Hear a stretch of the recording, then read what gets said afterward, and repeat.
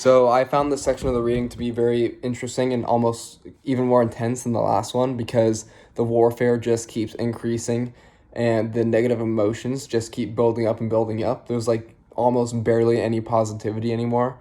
It's just like people crawling for their lives and just hoping for the best mentally. And I remember one point in the book, she said that her body and soul was so dense that it lacked any sort of lightness in it. And she compared it to a butterfly, how a butterfly is so light and not dense, and how her body just got so dense from the war, mainly because her body is breaking down from fatigue. They're not getting as much food, water. They're not as healthy anymore. And it's just mentally wearing as well.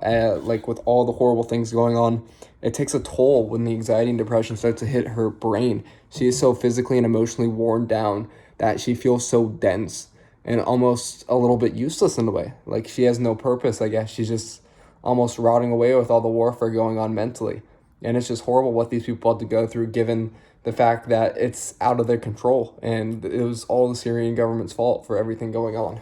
And religion started to come back in the book a little bit. I know I touched on last time that there wasn't much religion in that part of the reading, but there wasn't this one. When she hears the fighting, she was praying.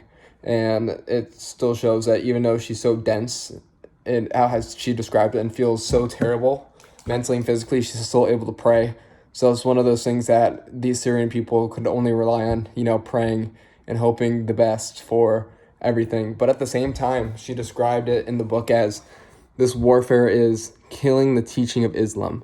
And this is mainly because there's so much warfare going on. It literally goes against the words of God. And even though they are fighting for their religion to be the best and on top of it and how they control Syria, they're fighting for their religion, but at the same time, it's kind of counteracting it.